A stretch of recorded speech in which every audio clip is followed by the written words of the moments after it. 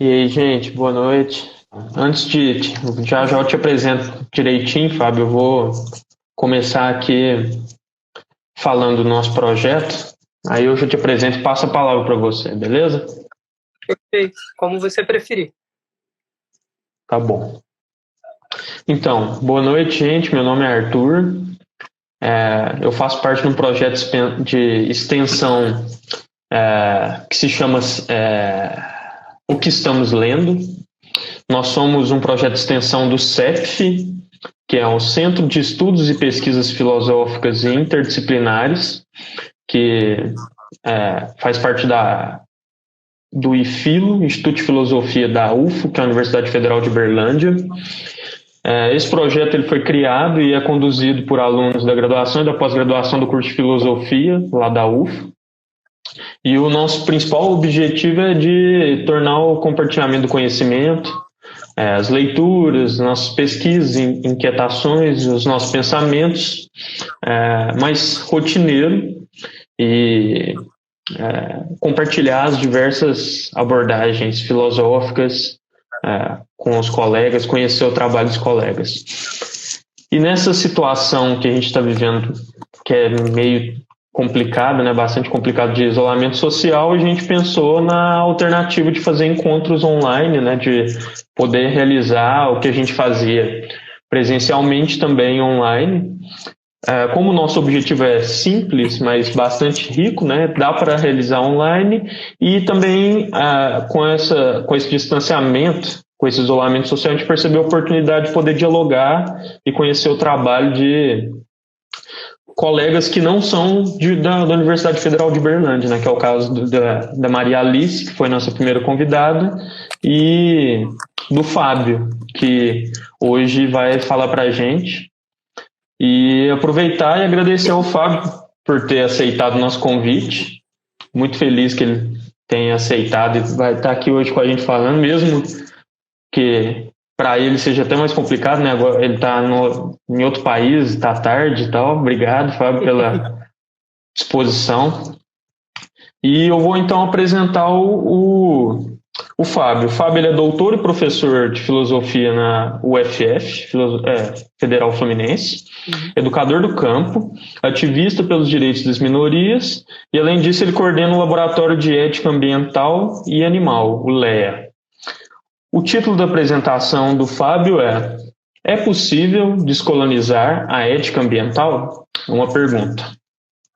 E ele nos indicou uma leitura super instigante, interessante, que é o livro Ideias para Adiar o Fim do Mundo, do Ailton Krenak. Então, eu vou passar a palavra para você, Fábio, e queria que você pudesse começar falando sobre esse livro que você indicou para a gente e sobre o título da sua apresentação, o que você pretende nos falar em linhas gerais. E, mais uma vez, obrigado. Isso. Bom, antes de tudo, então, boa noite a você, Arthur, a todas as pessoas também que compõem o projeto e parabenizar pela iniciativa de um projeto como esse. É sempre muito bom poder criar pontes de conversação, né, entre colegas, enfim, que muitas vezes a gente, por razões adversas, não consegue encontrar e muito menos ler, né? Então, queria parabenizar também vocês por essa iniciativa de fazer com que, embora estejamos vivenciando, atravessando um momento muito conturbado, a gente consiga, pelo menos nesse contexto aqui, se ver, né, e se encontrar.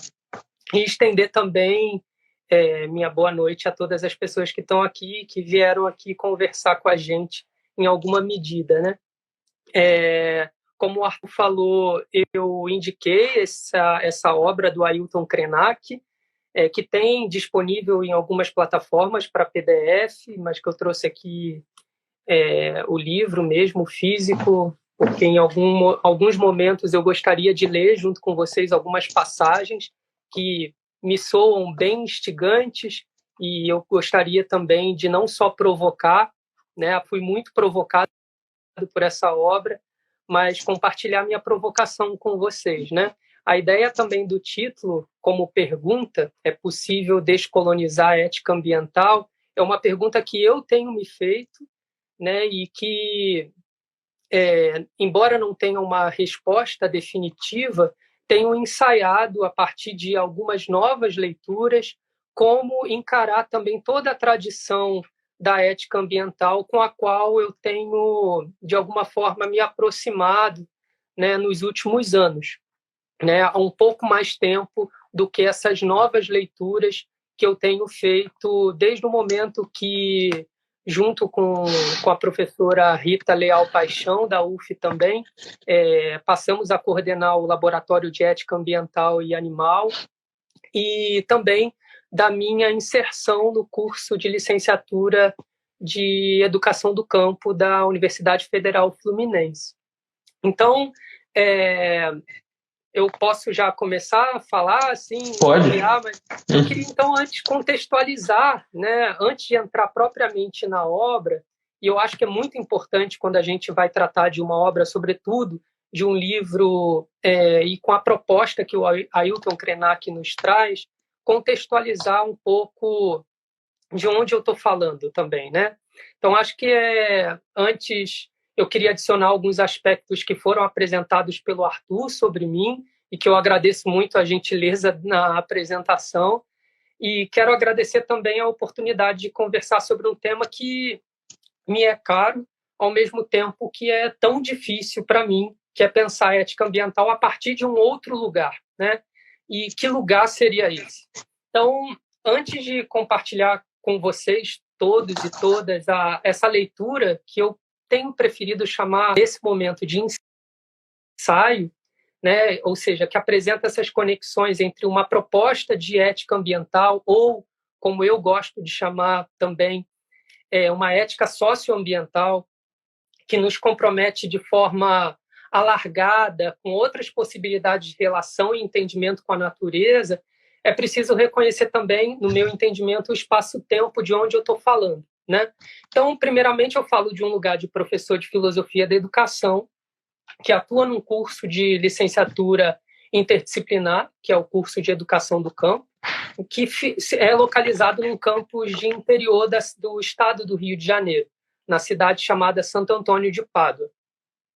Embora, atualmente, eu não esteja presencialmente no Rio de Janeiro, esteja no exterior, atuando e exercitando um pouco minhas habilidades na cozinha enquanto cozinheiro, né? Mas, enfim, o curso de graduação em Educação do Campo, eu gostaria muito de mencionar isso, porque sugere também e explica, em certa medida, o meu contato com Ailton Krenak.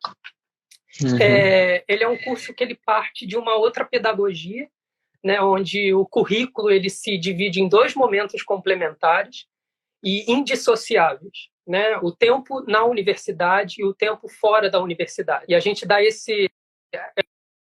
Não é um projeto de extensão, o espaço ele é constitutivo do próprio currículo do curso, né? Que é o tempo comunidade, que a gente chama. Então, essa pedagogia, ela considera que a educação ela é não somente um território em disputa, como a gente tem escutado falar cada vez mais, né? Mas o próprio território também é, ele mesmo, uma plataforma educativa, né? Então, restringir nossa reflexão dentro de alguns espaços também seria, em certa medida, brecar nosso potencial criativo para se pensar nossa própria condição naquele espaço. Então, essa seria uma primeira característica do que a gente chama de pedagogia da alternância, né? Com esses dois momentos curriculares no curso de Educação do Campo. E o segundo lugar, né? Eu gosto de me compreender e me compreendo num lugar de indignação que a própria Educação do Campo me convida a assumir, né? Indignação essa que, longe de ser apenas uma forma teórica de análise do mundo, ela busca operar de maneira a revolucionar os mundos possíveis, né? Que para já começar a fazer uso de uma nomenclatura do Ailton Krenak, ou de transbordar esses mundos, como diz a Stamira no documentário. Então, a pergunta que eu trago aqui, e a partir e junto com a obra do Krenak, né, se é possível descolonizar a ética ambiental, é uma questão, claro, provocativa e, evidentemente, eu partilho com vocês através de um encontro entre a ética ambiental e a educação ambiental e, claro, as teorias decoloniais, né? E o que seriam essas teorias decoloniais, para que a gente possa, então, ir aos poucos se encontrando com essa pergunta e com a obra do Krenak, né? O que seriam essas teorias decoloniais? Claro, aqui de forma bastante abrangente, até porque esse não é exatamente o foco da nossa conversa, né?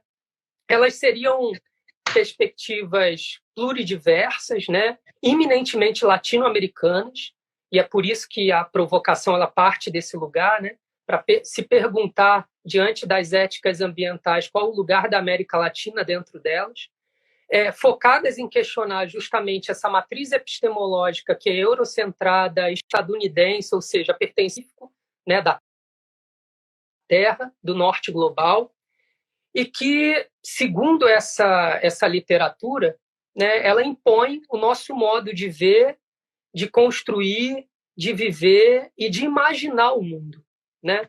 Então, segundo essas teorias decoloniais, e é claro, há também uma pluridiversidade dentro das teorias decoloniais, esse modelo ele teria criado uma hegemonia sobre a qual se sustentou um imperialismo, como sugere um expoente das teorias decoloniais, que é o Aníbal Quijano, né? Então, nesse sentido, a minha ideia não seria de responder propriamente dita a possibilidade de decolonizar a ética ambiental, mas de, ao menos, verificar e, se for o caso, reconhecer problemas associados a esse modelo de pensamento ocidental europeu, que a Vandana Shiva vai chamar de monocultura do pensamento, né? E, quem sabe, começar a ensaiar intersecções entre campos aparentemente distantes, né, do discurso tradicional da ética ambiental, né? E a ética ambiental aqui, quando eu estou, né, nomeando a ética ambiental, aqui eu estou colocando também ela de forma abrangente para que a gente possa chegar até o livro do Krenak, né? Sendo pensada como uma área, ou, digamos assim, uma área da filosofia, claro, mas especialmente da ética aplicada, da bioética, que elucida, encara e estuda aspectos normativos, por assim dizer, relativos à relação entre seres humanos e a natureza, e também a possibilidade de se identificar algum tipo de valor nela, né? Valor intrínseco, extrínseco, relacional, e qual seria, então, o estatuto moral da natureza. Algumas e alguns intelectuais entendem a ética animal, né, como parte dessa ética ambiental. Eu, particularmente, não trabalho com esse entendimento, embora reconheça que são questões muito próximas uma da outra, que comumente algumas teorias possam ser aplicáveis e estendidas a depender da sua abordagem, né? Mas aqui, no entanto, embora parta dessas referências mais conhecidas da filosofia, né, o meu esforço compartilhado aqui com vocês é de olhar para essas questões ecológicas a partir desse outro lugar, né? Recuperando e aprendendo com essas vozes que não constam na filosofia, né? Esse esforço que eu tenho feito, esse esforço, na verdade, eu tenho feito particularmente há pouco tempo, como eu dizia logo no início, né? E que me rendeu até então poucas, para não dizer tímidas, produções, né?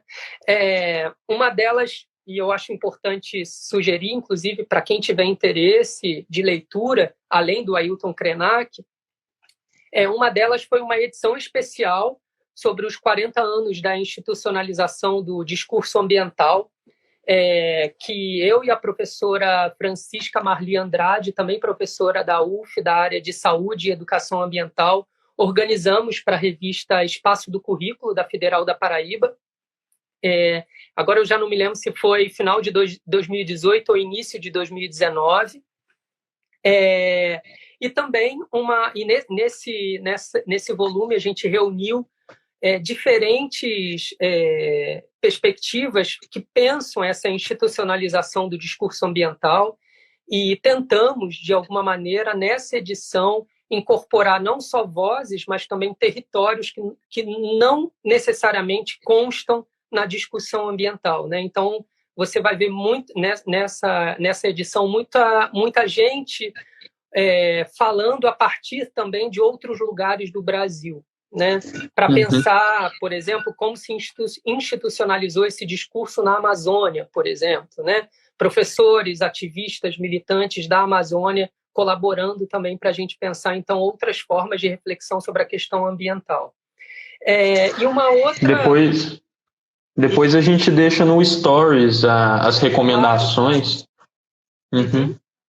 É um volume bem extenso, a gente conseguiu reunir mais de 20 artigos para essa edição especial e ficou bem bacana, assim, porque ela conseguiu mapear todas as regiões do Brasil, né? Pensando, se encontrando para pensar, então, a institucionalização do discurso ambiental. E mais duas outras, que na verdade fazem parte de um mesmo movimento, foi um trabalho que eu apresentei num evento da perspectiva dos funcionamentos, organizado pela professora Maria Clara na UFRJ, Maria Clara Dias, e que depois eu aprimorei um pouco essa fala para uma conferência no Simpósio do Direito das Minorias na Unisociesc, se eu não me engano, em Joinville. Foi um evento organizado pela professora Daniela Rosendo, em que eu falo mais especialmente da situação do povo Juruna na região do Volta Grande do Xingu. Né? Esse artigo, essas duas conferências, né, a palestra e a conferência, elas estão agora em processo de formulação para se tornar um artigo que eu devo publicar junto com a professora Maria Clara Dias em breve, ainda esse ano. Mas o que eu quero dizer é que foram, a partir dessa trajetória, que me leva ao encontro da obra do Ailton Krenak. Né?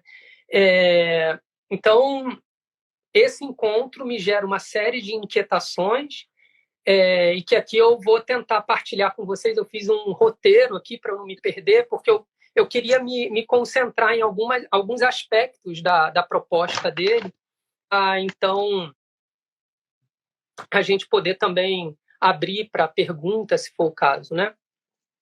Eu acho que o Ailton Krenak vale a pena, para quem não o conhece, mencionar coisas muito básicas dele, né? Mas é um expoente da causa indígena no Brasil, o Ailton Krenak. Ele tem um trabalho educativo, enfim, inquestionável. A luta dele ficou mais evidente e conhecida nacionalmente, sobretudo durante a década de 70 e 80, né? E que ele, junto com outras figuras representativas, foram significativas para o capítulo dos índios na Constituição de 88. Ele também participa como coautor da proposta da Unesco, que criou a Reserva da Biosfera na Serra do Espinhaço, em 2005. E, em 2016, ele ganhou o título de doutor honoris causa pela Universidade de Juiz de Fora. Né? A gente entender, então, um pouco também do autor que a gente aqui vai conversar, né, sobre uma obra dele. E a obra Ideias para Adiar o Fim do Mundo, ela reúne 3 palestras do Krenak, esse pequeno livro, sendo a primeira intitulada também Ideias para Adiar o Fim do Mundo. Né? E as outras 2 se chamam Do Som à Terra e a outra, A Humanidade que Pensamos Ser. A primeira palestra, que é título do livro, tem como pergunta mais fundamental, né, que é a que eu quero mais me centralizar aqui com vocês, sobre como temos construído a ideia de humanidade, né, ao longo desses últimos anos. Né? Esse mesmo tema ele foi registrado no documentário do Ailton. O título do documentário é Ailton Krenak, O Sonho da Pedra, que é do diretor Marcos Altberg, 18, esse documentário. E sobre essa palestra que, como eu disse, quero me ater em esmiuçar um pouco o que ele traz nesse, então, primeiro capítulo, que é a primeira palestra dessa obra. Né? inclusive porque acho que há algumas conexões do que ele traz aqui com o pensamento de outras autoras e outros autores do Sul global, que têm pensado e produzido bastante material sobre a questão ambiental dentro e fora da filosofia, né? Para citar uma que eu já comentei aqui logo no início, a Vandana Shiva. Então, a pergunta que o Krenak faz aqui sobre a ideia de humanidade, né, segundo ele mesmo, ela gera uma né?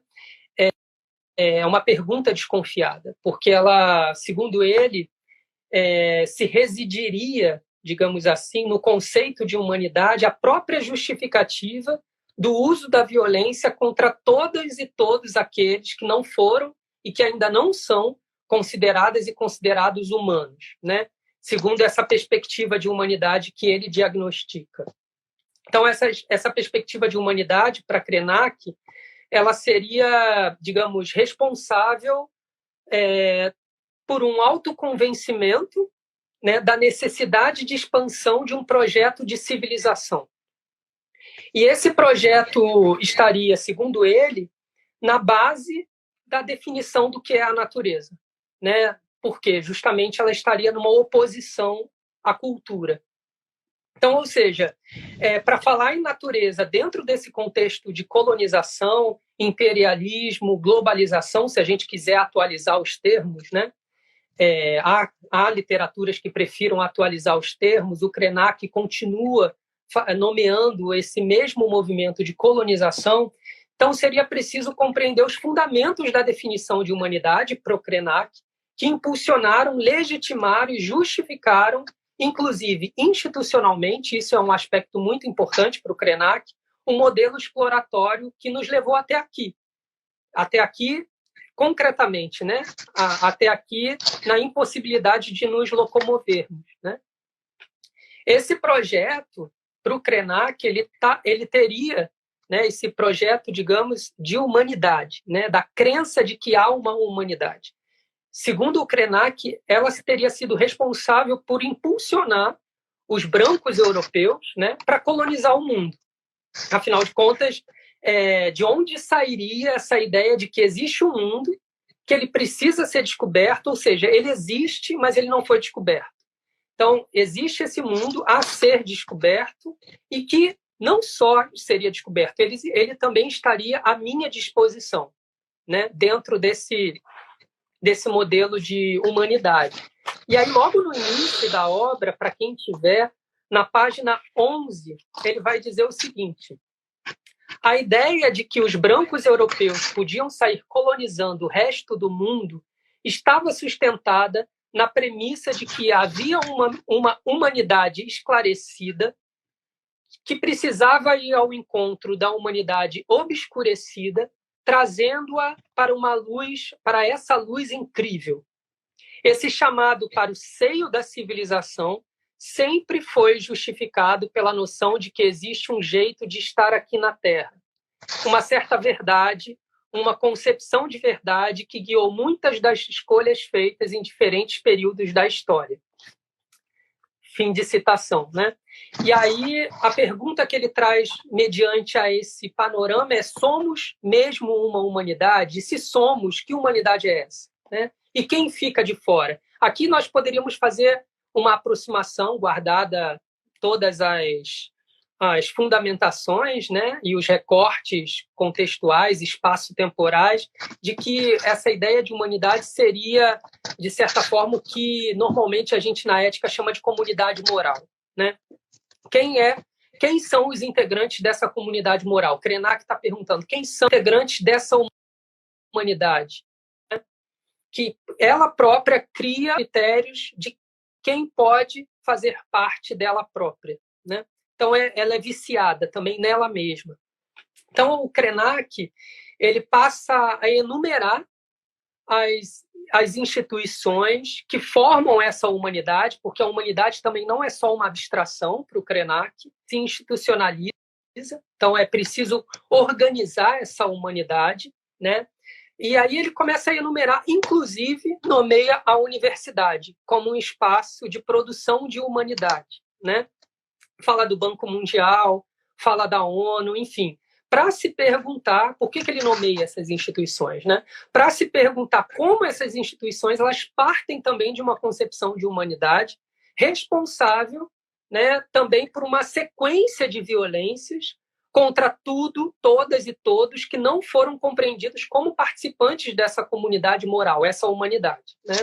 Ou seja, instituições das mais variadas, né? Aqui eu nomeei 3, o Banco Mundial, a Universidade e as instituições que ele próprio nomeia. A ideia de humanidade para ele, mesmo nessas instituições, elas seriam responsáveis por não incluir seres considerados não humanos, né? E aqui nós não estamos falando só e somente dos animais não humanos, mas de toda aquela humanidade que foi objetificada e também animalizada, né? Então aqui a gente poderia pensar, evidentemente, né, para acompanhar o raciocínio do Krenak, nos povos, as comunidades, as nações indígenas. Em outras palavras, a gente está aqui tensionando o que é a ética ambiental, e aqui, como eu comentei também dos animais não humanos, a ética animal busca como terminologia da comunidade moral, né? Então, o que ocorre é que a cosmovisão trazida pelo Krenak, ela propõe uma extrapolação, né? Não sei se essa palavra existe, mas procura extrapolar a própria noção de comunidade moral proposta pela tradição da ética ambiental e da ética animal, né? E a gente pode voltar a isso logo em seguida. Mas o Krenak ele faz uma crítica não às formas de organizações específicas, né? Ele não nomeia essas instituições para fazer uma crítica específica a essas organizações, mas sobre a origem que impulsiona a criação dessas instituições, né? Então, para ele, a própria noção de Estado ela já seria uma concepção falida na sua origem, né? Afinal, ele pergunta, né, a quem protege o Estado? Qual a humanidade efetivamente que é protegida não só pelos interesses políticos, mas pela sua própria organização, né? E aqui a gente poderia pensar em uma série de políticas públicas que visam a abarcar um número X da comunidade de conacionais, mas que ela própria já traz consigo um modelo, uma forma que impossibilita alguns sujeitos de se sentirem acobertados por ela, né? Ou por razões de constrangimento das mais diversas formas.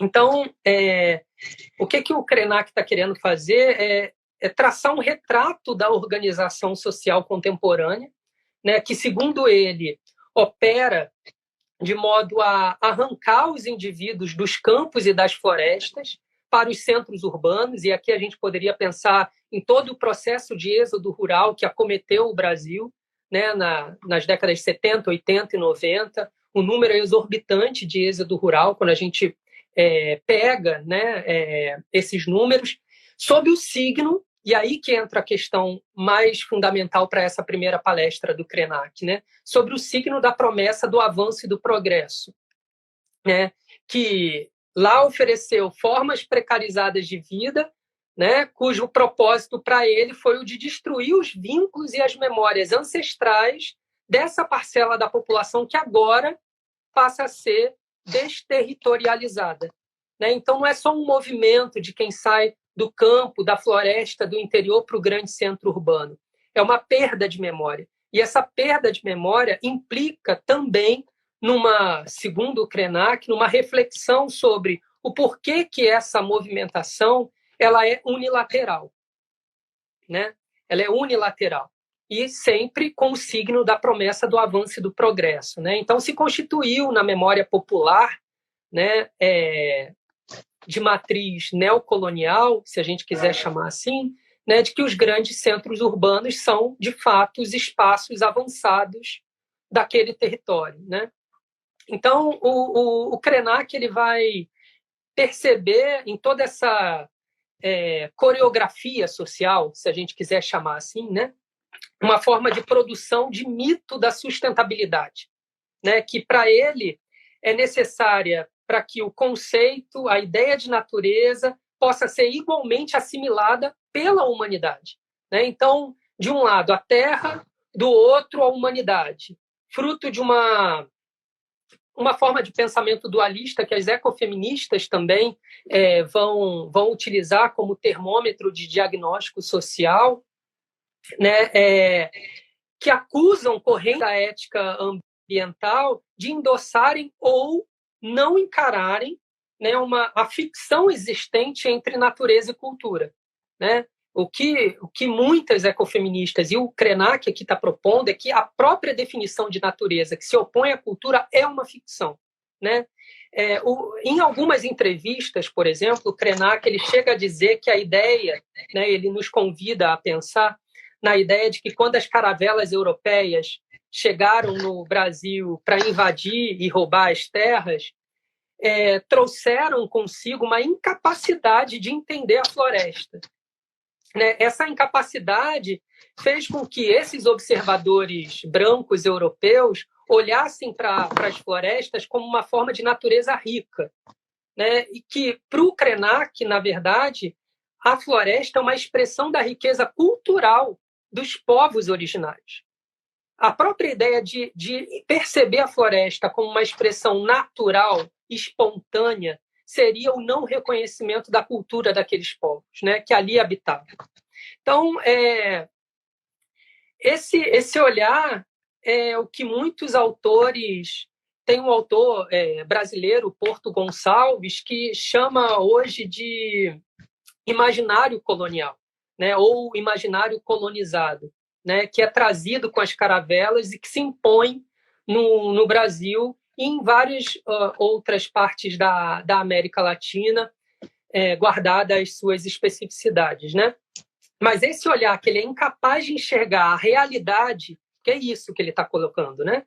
Esses europeus brancos, eles chegaram aqui e não conseguiram enxergar a realidade, eles projetaram as suas próprias ambições e os seus vícios exploratórios naquele lugar e transformou e entendeu a floresta num grande recurso natural, né?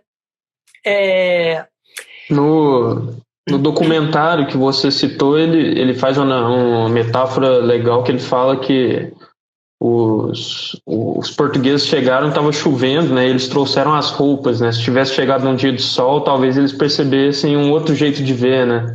Uhum. Não sei se... Sim. Que eu acho que tem a ver com o que você está falando, que é uma boa... Me lembrei aqui. Então. Sim, sim.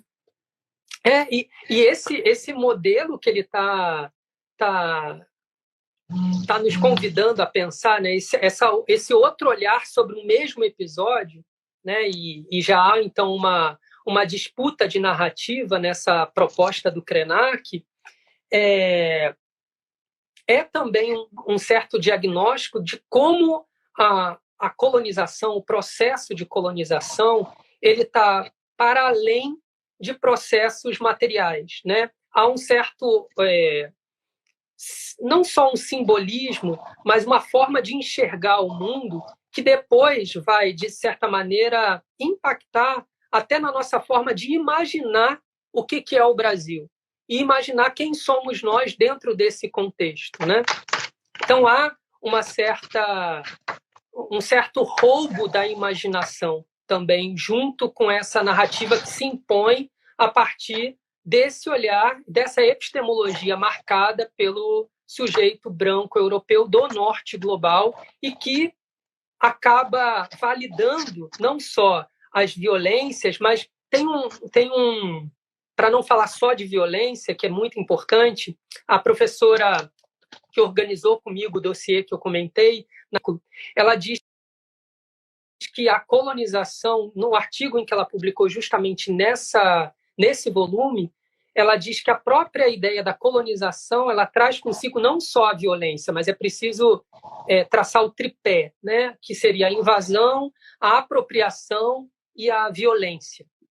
Eu acho que é bem interessante a gente pensar nessas três, não só partes, mas três investidas da colonização, né, para mostrar também o grau de profundidade, de ruptura também com a nossa própria conexão com a ancestralidade, porque ela é roubada também nesse lugar, né, nessa chegada. Então, o Krenak ele conta que existe, em um determinado momento dessa obra, que existe uma montanha rochosa na região do Rio Doce que foi atingida pela lama da mineração, né, e que a aldeia Krenak ela se situa justamente ao lado esquerdo do rio, né, e a relação dos Krenak com a montanha é de reconhecimento de personalidade, né? Então a montanha ela tem um nome, se eu não me engano é Takukrak, o nome da montanha, e a depender, ele vai contando essa história, né? A depender de como a Takukrak se comporte, eles sabem se o dia vai ser bom, se o dia vai ser ruim, se eles devem fazer algumas coisas, se eles devem fazer outras, né? E em outras regiões da América Latina, o Krenak chega a dizer também que existem várias montanhas que, na verdade, não são apenas uma expressão do que se chama de natureza, mas elas formam famílias, né? São montanhas mães, montanhas pais, montanhas filhos, filhas. E é curioso, porque em um determinado momento, toda essa narrativa que ele propõe como reflexão nos soa como uma cosmovisão tão distante de nós que é quase não filosófica. E é por isso que me parece tão interessante, né, pensar de que maneira a própria narrativa da ancestralidade do que hoje, né, territorialmente nós chamamos de Brasil, nos soa como não filosófica. Embora, ao mesmo tempo, a narrativa trazida pelas caravelas impossibilitadas de enxergar a realidade que existia no que hoje é chamado de Brasil, ela se preponderou, né? Então, essa humanidade é trazida pelas caravelas, né, para o Krenak, e ela caminha para uma espécie de vida que ele vai chamar de vida superficial, que ela é cínica porque ela estaria preocupada com as questões ambientais só no que essas questões elas impactam os seres humanos e também todos os seus vícios, né, que na atualidade poderiam ser traduzidas como os vícios do consumo. Então, não é de fato um reconhecimento e uma relação que se estabelece com a natureza, mas é uma relação que se estabelece com ela à medida que há algum impacto sobre interesses outros que podem ficar, de alguma maneira, fragilizados caso não haja esse reconhecimento momentâneo, né? Então, essa humanidade, que, segundo Krenak, é a responsável pelo que ele chama de grupo responsável por devorar as montanhas, rios e florestas, após criarem a doença, eles criam também um remédio para que nós sejamos capazes de suportar essa vida que é uma vida de ficção, né? E esse modelo para o Krenak se instalou e propagou o sentido, como eu tinha dito anteriormente, do que ele entende como progresso, né? E é muito interessante que a gente se depare ainda com a ideia de ordem e progresso, né? Embora haja todo esse olhar sobre o que significou o progresso para os povos originários, né? Então, e o que vem a ser esse progresso para o Krenak, né? Que ele denuncia. Então, é importante também dizer que a obra do Krenak ela é uma obra denúncia, né? Nesse sentido, porque ela está denunciando um progresso. Ao que tudo indica, digamos assim, ele está sinalizando para um fracasso ético, político e econômico, né? O progresso é o fracasso ético e político e econômico, né? Talvez o econômico não ficasse tão visível, mas me parece que 2020 veio mostrar que o fracasso também é econômico, né? Mas, consequentemente, um fracasso, né? Se ele é um fracasso ético, se é um fracasso político, se é um fracasso econômico, ele é, consequentemente, um fracasso social, né? Que é proveniente de um modelo padronizado por esses registros coloniais, né, e que é aperfeiçoado pela suposta ideia de globalização. Embora o Krenak não utilize o termo globalização nessa obra, né? Mas eu acho importante aqui, fazendo a ponte que eu disse que eu faria, né, com a filósofa e física indiana Vandana Shiva, que parece ser bem elucidativa para pensarmos o progresso, né? Em diversas obras da Shiva, eu poderia aqui mencionar o Democracias da Terra, o Quem Realmente Alimenta o Mundo.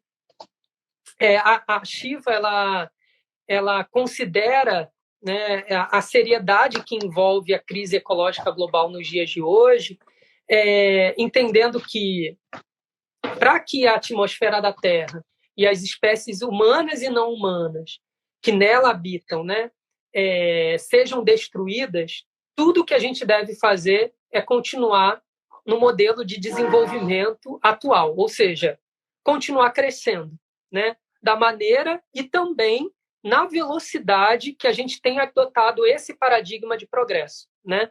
Então, o Krenak ele também vai nos chamar a atenção para esse fato, né, no seu texto, que ele publicou muito recentemente, está gratuitamente disponível, que é o Amanhã Não Está à Venda. Nessa obra, ele vai se aproximar mais especialmente dessa narrativa, digamos, de crítica à globalização e ao consumo que a Vandana Shiva já tem feito desde a década de 80, né? E por que eu fiz essa aproximação, né, entre eles? Porque ambos parecem dizer que o progresso é um modelo ecocida, né, que vai nos levar ao colapso, né? A condição, por exemplo, imposta pelo Covid-19, né, que e o colapso, para não dizer só sobre o Covid-19, para não parecer também um fenômeno muito singular e restrito, se a gente for pensar no colapso ecológico da Austrália, há poucos meses atrás, também, né, são, segundo essa ótica do Krenak e da Vandana Shiva, né, para incluí-la aqui nessa avaliação, seriam fatos inegáveis que precisam ser pensados a partir de um outro paradigma, né? O Krenak próprio diz que as mudanças climáticas, na verdade, têm um outro nome, é a Terra com febre. Né? O aquecimento global é a Terra com febre. Né? E ela estar com febre sinaliza um certo adoecimento dessa Terra. Né? Esse paradigma, ele não poderia, então, esse paradigma do progresso, né? Ele não poderia sugerir a busca por uma rápida solução, né? Que é algo que a gente tem escutado muito ultimamente, para que a gente retome a uma vida tal qual ela era antes. Né?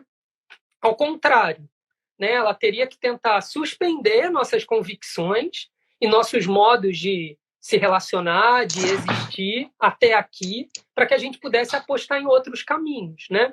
Embora todos os estudos, todos os discursos sobre as mudanças climáticas, por exemplo, dos últimos anos, os níveis de poluição, né, não foram paralisados, né? A escala de produção da indústria do agronegócio não paralisou, embora se saiba e se aponte os impactos ecológicos desse modelo, né, de produção, que aqui eu estou chamando de ecocida, mas a gente pode desenvolver melhor mais para frente. Mas, enfim, além disso, os últimos discursos ecocidas, né, para continuar utilizando o termo, encampados e disseminados por céticos climáticos, inclusive por representantes estatais que atualmente ocupam cargos no governo, né, bem como representantes de grandes corporações do agronegócio,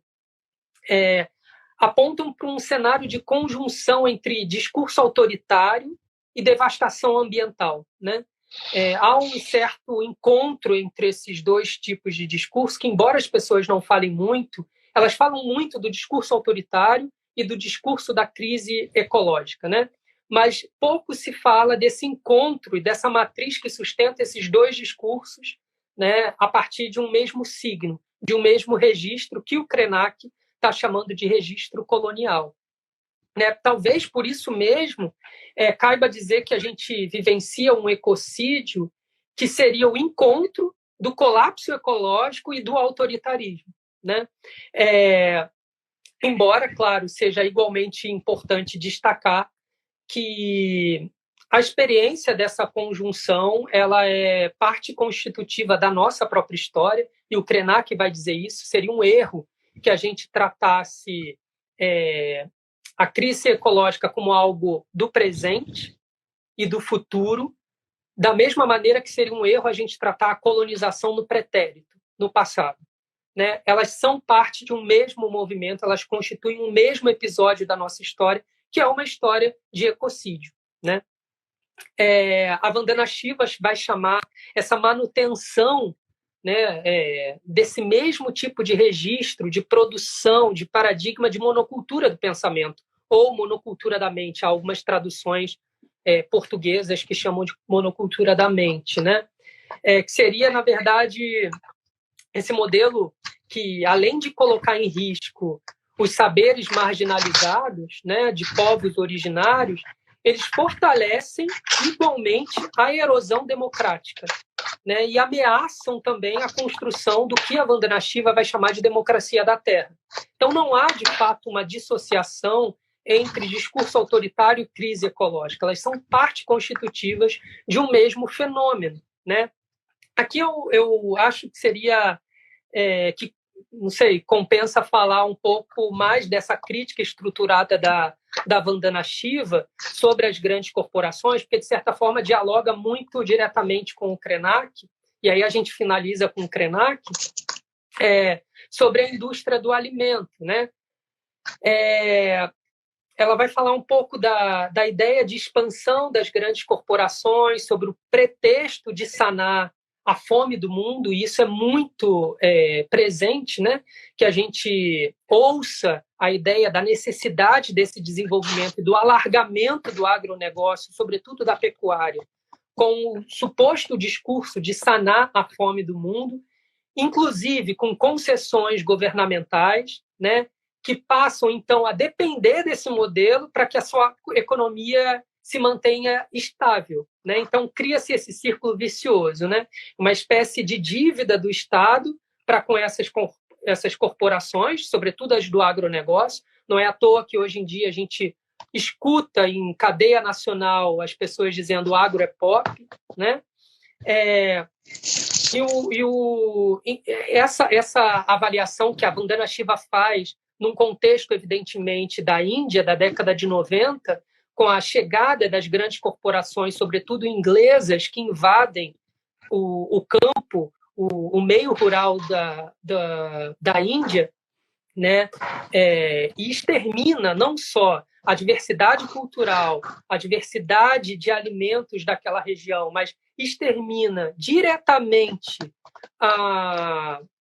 os povos e as culturas. O índice de suicídio, por exemplo, ela faz um estudo sobre o suicídio rural na Índia, nesse momento de chegada das grandes corporações, é altíssimo, para não falar das patentes de sementes. Né?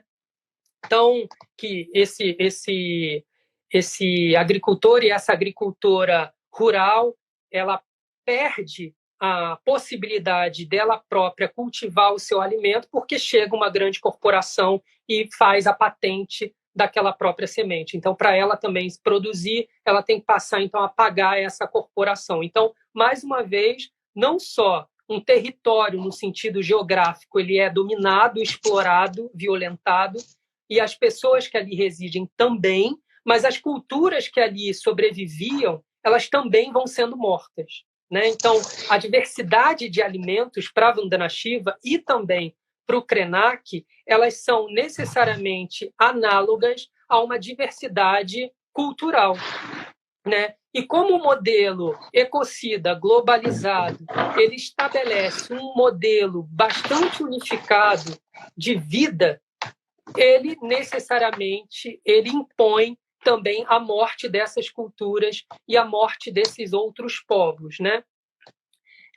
E aí a Vandana Shiva tem uma frase dela que eu sempre gosto de dizer, e eu acho muito importante, embora pareça boba, de que a globalização, o progresso, ele não produziu mais comida, ele produziu mais commodities. Né? E essas commodities, elas não são baratas porque o método produtivo delas é eficiente. Na verdade, elas são viáveis financeiramente porque são subsidiadas pelos governos dos seus países, né? E porque essas empresas se utilizam da mão de obra precarizada desses trabalhadores e trabalhadoras rurais que até então viviam, né, de uma outra maneira. Aqui no Krenak obtinham e ainda possuem uma outra cosmovisão, mas que essa cosmovisão não tem lugar dentro desse outro sistema de matriz colonial, que aqui a gente pode dar nomes de capitalismo, né? Então, a defesa do livre comércio, que é baseada no argumento que facilita o fluxo de mercadorias e serviços, tudo isso estaria sendo parte integrante desse fluxo, né, de matriz colonial. Para o Krenak, né, para a gente encaminhar para o Krenak, esse modelo ele não somente desconhece então essas cosmovisões, como ele não tolera a existência delas. E ele chega a dizer isso, é intolerante. Esse modelo colonial ele não consegue se deparar. Por quê? Porque a existência dessas outras cosmovisões seria ela mesma a existência de outras formas de imaginar o mundo e de existir no mundo. Então, como há uma tendência, uma necessidade de padronização, elas não podem existir. A própria existência delas seria uma transgressão, né? Por isso se produz o que ele vai chamar de produção das ausências, né? Então, você precisa produzir a ausência, o que é quase um problema terminológico, né? Como você produz algo que é ausentado, mas aqui a gente poderia fazer um grande parênteses, evidentemente, e fazer uma analogia ao que a Carol Adams vai falar sobre a carne, né? Do referente ausente. Você faz com que algo exista, embora ele não esteja ali presente. Na questão da produção das ausências é isso, você precisa exterminar alguma coisa para que ela deixe de existir. E se ela continua existindo, ela precisa ser esvaziada de sentido, para que ela pareça não existir mais, né? Então, por isso, ele sugere que a gente se pergunte como os povos originários continuam desafiando a colonização, né, que chega com o propósito, e aí ele nomeia, de pôr fim ao seu mundo. Né? O Krenak ele afirma que ele se inspira nos seus antepassados, nos seus ancestrais, para se alimentar de força, né? Da poesia que inspirou a resistência dos seus povos. E ele chega a comentar na obra uma passagem do As Veias Abertas na América Latina, do Galeano, para falar que, desde muito tempo, os povos originários já sabiam, já tinham a certeza do equívoco da civilização. Né? Já existia uma percepção de que essa civilização ela era um equívoco. Né? Então, acho que a gente pode dizer que nessa obra o Ailton Krenak ele sugere que a gente repense esse padrão, né, enquanto aposta ocidental. E cabe destacar que para o Krenak, o artifício de identificar a separação feita entre indígenas e humanidade, povos originários e humanidade, não sugere a reivindicação e incorporação dos mesmos ao modelo de entendimento de humanidade ocidental. Ele não quer ser esse humano. Ele rejeita, ele não quer ser incorporado por políticas públicas que têm como origem uma matriz do que é a humanidade. Ele rejeita, ele não quer ser incorporado por essa matriz. Né?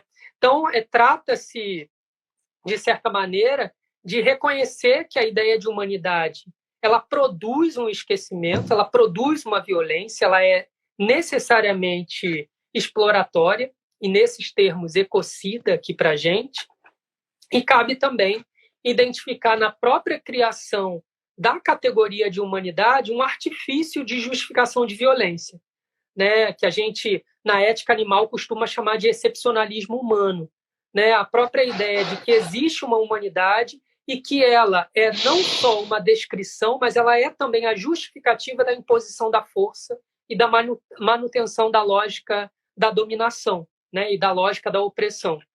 Então, esses indivíduos que escapam dessa comunidade moral, ou na terminologia do Krenak, dessa humanidade, eles seriam desracionalizados, instrumentalizados, objetificados, Eles seriam o que ele vai chamar, em um determinado momento da obra, de sujeitos esquecidos nas margens do rio, nas margens do mapa, nas margens, enfim, nas margens do mundo, né? E é nesse sentido que eu entendo, diante de todo esse diagnóstico do Krenak, né, que uma ética ambiental que se pretenda revisar os aspectos coloniais do aqui e agora deve se deparar com o ecocídio como uma marca decorrente do processo de exploração continuado, né, que acomete os povos originários de toda a população vulnerabilizada historicamente, né?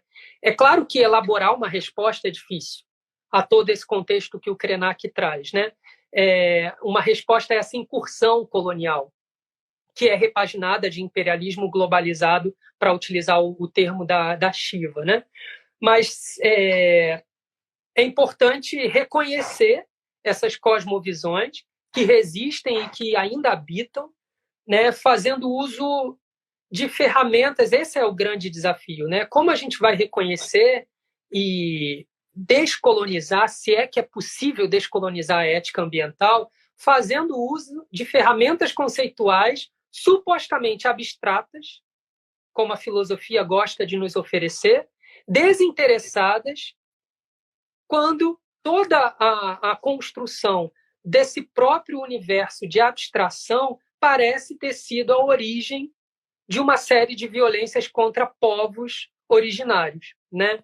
Então, na verdade, parece ser toda essa abstração que muitas vezes nós da filosofia, inclusive da ética, fazemos uso, o que, segundo a leitura do Krenak, todas essas abstrações, na verdade, elas são um braço colonial contra o qual a filosofia como um todo e a ética em especial, ela deve se levantar. Do contrário, ela é um braço de reiteração de violência, né?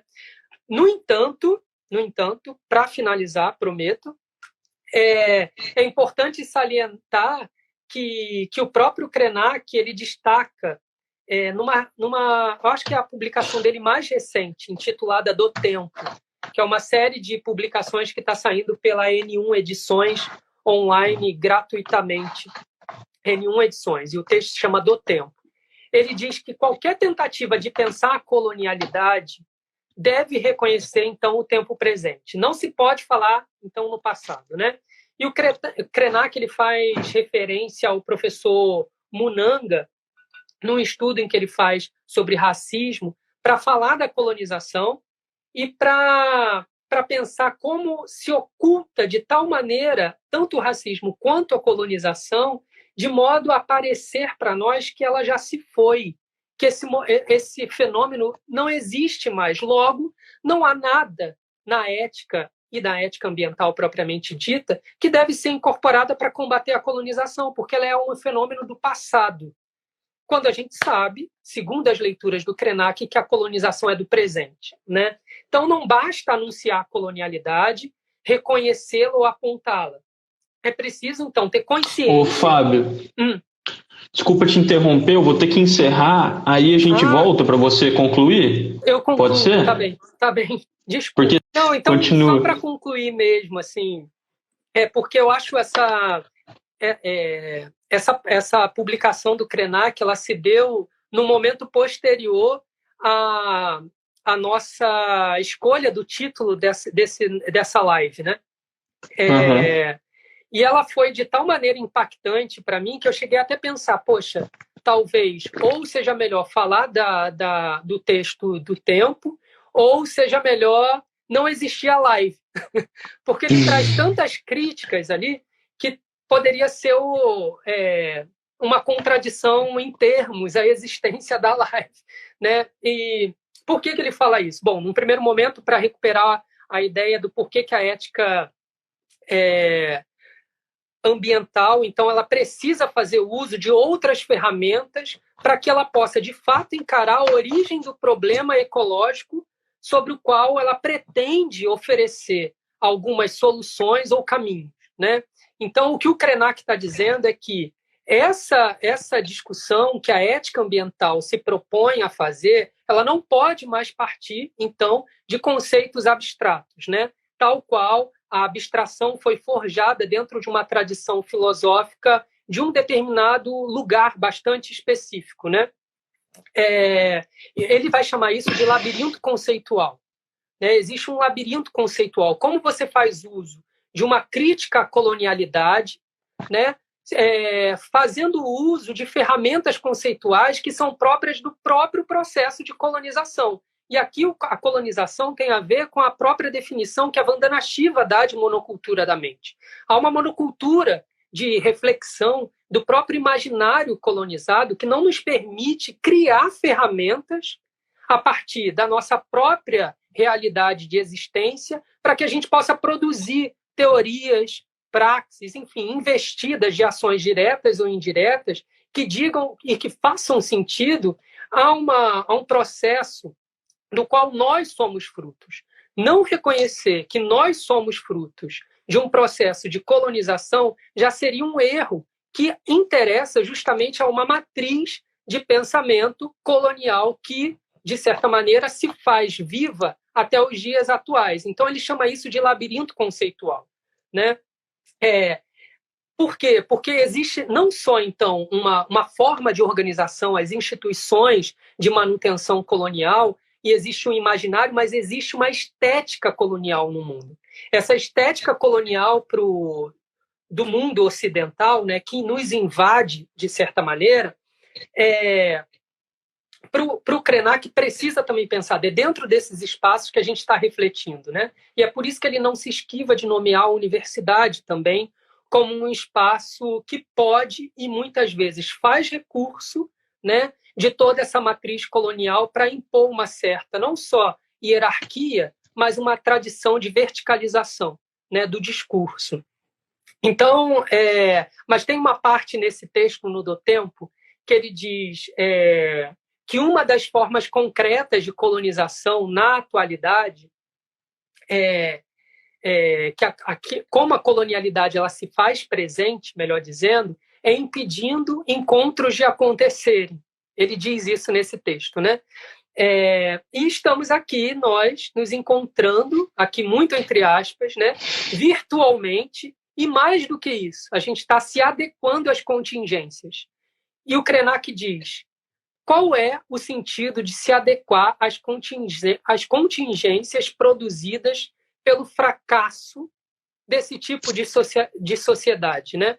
Ou seja, ao mesmo tempo que ele lança isso como uma provocação, né, ele também nos deixa com uma necessidade de criação de novas trincheiras. A gente precisa criar.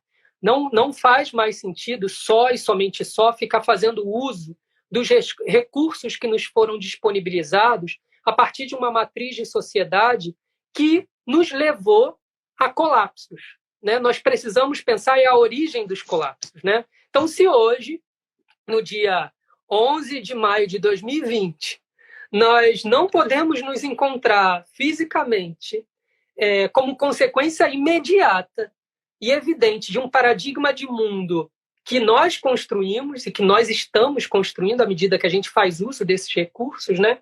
Como, então, a gente pode pensar uma ética ambiental daqui para frente?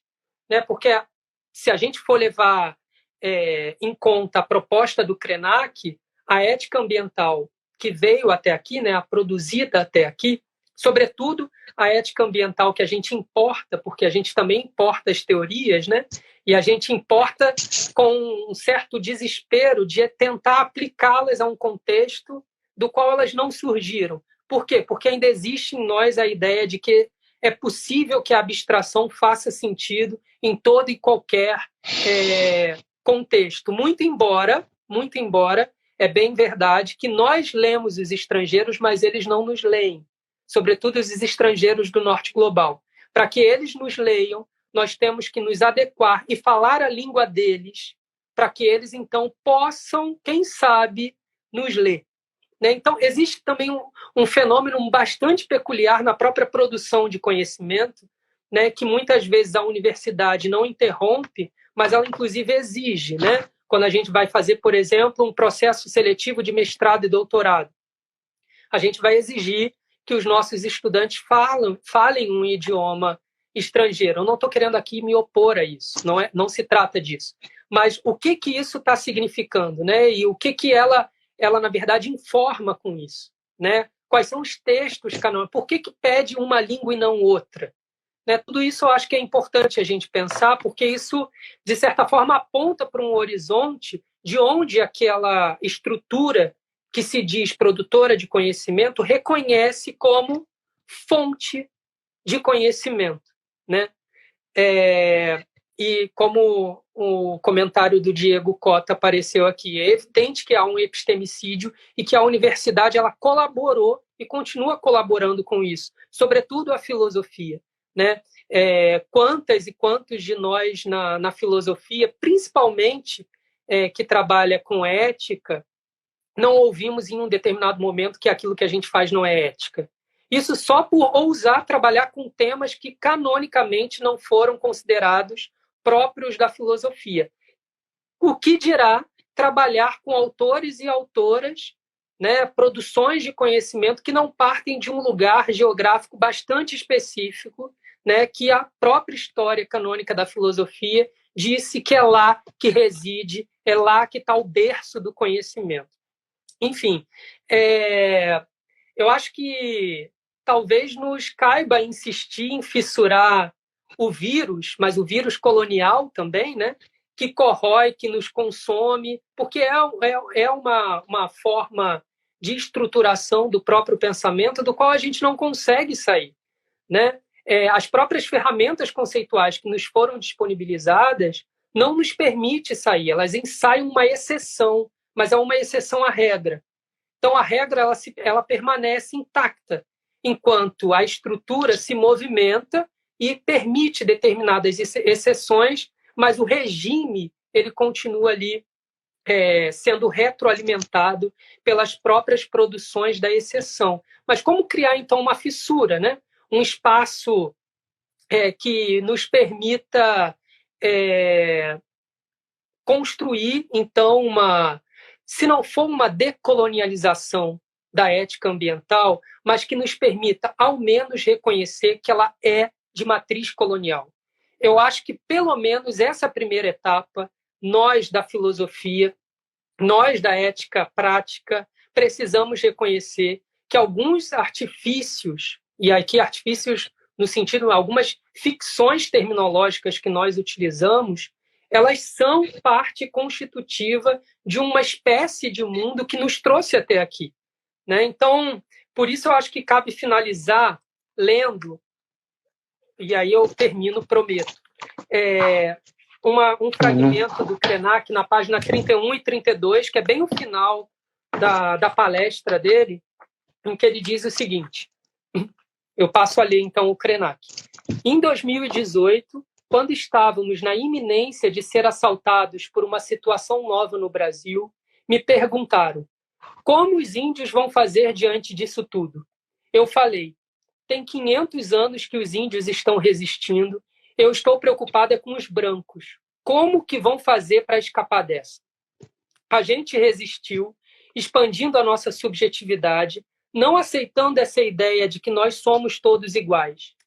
Ainda existem aproximadamente 250 etnias que querem ser diferentes umas das outras no Brasil, que falam mais de 150 línguas e dialetos. Nosso amigo Eduardo Viveiro de Castro gosta de provocar as pessoas com o perspectivismo amazônico, chamando a atenção exatamente para isso. Os humanos não são os únicos seres interessantes e que têm uma perspectiva sobre a existência. Muitos outros também têm. É isso. Eu acho que muito bom. Eu trouxe aqui, na verdade, foi quase uma sessão de descarrego, digamos assim, de compartilhamento mesmo das provocações que a obra do Krenak trouxe sobre mim e que estremeceu muito e continua estremecendo toda a forma como eu tenho trabalhado a ética, de maneira geral, a bioética e a ética ambiental, em particular, nesse contexto, né? Muitas vezes despolitizada, né? E desterritorializada também, que não há muito mais como a gente pensar em fazer, em produzir conhecimento na filosofia, e aqui eu me refiro mais especialmente à filosofia, que eu talvez poderia sugerir, não sei, a minha experiência talvez sugira que é um dos campos das humanidades talvez mais conservador, que tem, justamente por não ter um objeto de estudo muito definido e ainda se abrigar muito na ideia de abstração e de conceitos atemporais desterritorializados, e que, por isso, tem uma incapacidade muito grande de atender a demandas muito concretas. Né? Não é à toa que a gente bem pouco criativo, né? E aqui eu estou me incluindo nesse mesmo processo, bem pouco criativo na hora de, por exemplo, dar exemplo, por exemplo, dar exemplo é ótimo, mas de dar exemplos que ilustrem as teorias, né? Tem filósofos que escreveram durante 30, 40 anos e que os exemplos foram os mesmos, né? Eu acho que isso demonstra, na verdade, uma fragilidade não só criativa de olhar o mundo, mas de incapacidade mesmo de reconhecimento de demandas concretas que mostram que o mundo é muito mais pluridiverso, né? E que talvez a filosofia precise, a filosofia que é essa com F maiúscula, que foi canonizada, né? Cujo berço é abrigado na Grécia Antiga, caiba a nós, enquanto estudantes, educadores, professores, começar a trazer para a filosofia alguns tensionamentos que não precisam ser próprios da produção teórica da filosofia, mas que expande a própria possibilidade de criação filosófica, né? Então, foi por isso que eu escolhi o texto do Krenak para ler aqui com vocês. Muito bom o texto. Eu li, uma leitura muito potente. Sim. Mas, Fábio, deixa eu te perguntar, você ainda tem algum tempo para perguntas? Ou como é que está a sua... Podemos ficar mais uns 10 minutos, se for o caso? Se alguém tiver algum comentário, alguma pergunta, pode fazer. Eu vou começar fazendo então, já que você é educador do campo, né? Uhum. Como que você vivencia e o que você tenta trazer de ruptura, de uma luz para esse projeto que o Krenak coloca como projeto de humanidade, sabendo que eles estão no campo e estão na universidade também, né? Eu acho que existem formas... Bom, há uma enormidade de experiências de estar na universidade e deslocada de um grande centro urbano, né? Penso eu, inclusive, que a experiência que eu tenho dentro do curso da educação do campo não é a experiência compartilhada por todo e qualquer professor e professora desse mesmo campus de interior. Eu acho que o próprio curso da educação do campo ele traz com ele, né, uma nova forma de pensar a própria estrutura da universidade. Não à toa é um curso, quando não compreendido, rejeitado, inclusive por instâncias dentro da própria universidade, né, que não compreende essa dinâmica. Porque o que significa, para uma perspectiva mais tradicional de universidade, você passar parte do seu semestre fora da universidade, né?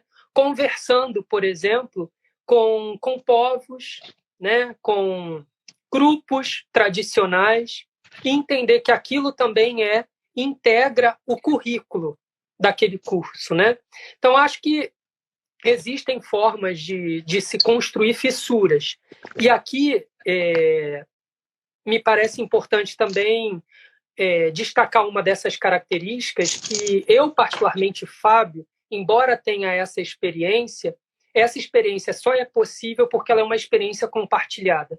Né? Ou seja, não há, no meu entendimento, uma possibilidade de ruptura estrutural sem que se faça uma forma de movimentação social coletiva e colaborativa, né? É algo que eu tenho repetido com bastante frequência. E, nesse sentido, me parece que a filosofia que eu entendo, como eu entendo a filosofia hoje, é muito diferente da modo como eu penso a filosofia há alguns anos atrás, antes de entrar para a educação do campo.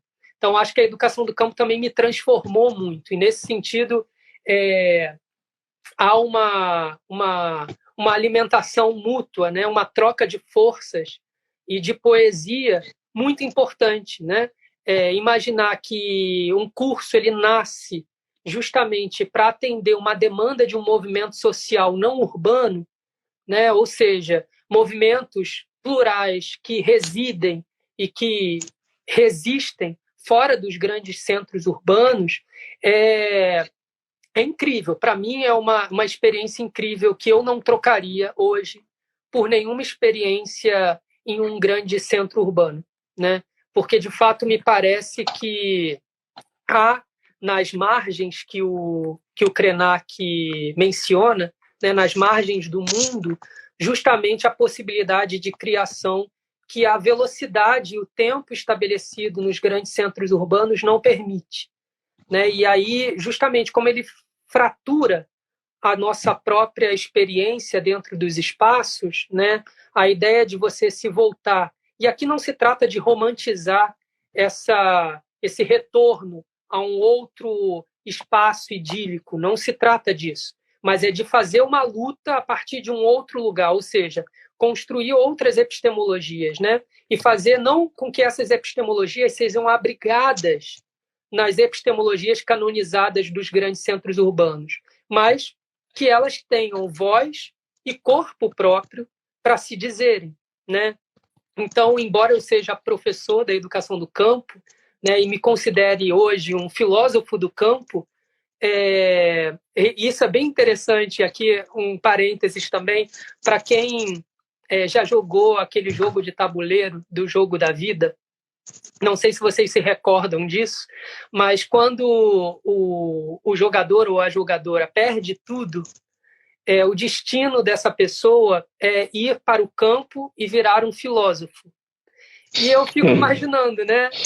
Eu perdi no jogo do tabuleiro, mas eu ganhei uma experiência que, bom, eu continuaria perdendo no jogo do tabuleiro, do jogo da vida, para continuar pensando a filosofia no campo junto com as minhas e os meus estudantes e os meus colegas de departamento também. Legal. Tem mais coisa aqui, você que manda. Você tem tempo ainda um pouco? Eu pediria, se não for muito impróprio da minha parte, porque aqui vamos encerrar. Onde eu estou agora já é bem tarde e eu compartilho casa. Eu gostaria que a minha experiência, né, prejudicasse um pouco as dos demais. Mas eu posso deixar aqui meu e-mail à disposição e meu Instagram também, quem quiser agora já tem, né, a partir dessa live. E me coloco à disposição para continuar conversando, indicando as obras e, para quem se interessar também, enviando as que eu tenho em PDF. Sigam o Fábio, ele direto está fazendo live sobre vários assuntos interessantes. O pessoal aqui falou de veganismo, ecossocialismo, e são temas recorrentes que eu particularmente, eu mesmo vi. Semana passada ele fez uma live sobre a esquerda e o veganismo. Acompanhem ele, então. Então eu vou agradecer, Fábio, pela excelente participação. Obrigado mesmo por ter aceitado e ter compartilhado essa leitura muito boa do Krenak, muito instigante, e os seus pensamentos sobre a ética ambiental.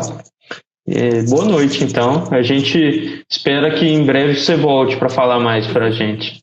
Tá bem. Muito obrigado. Boa noite para todas as pessoas. E mais uma vez, obrigado. Boa noite. Até mais. Tchau, tchau. Abraço.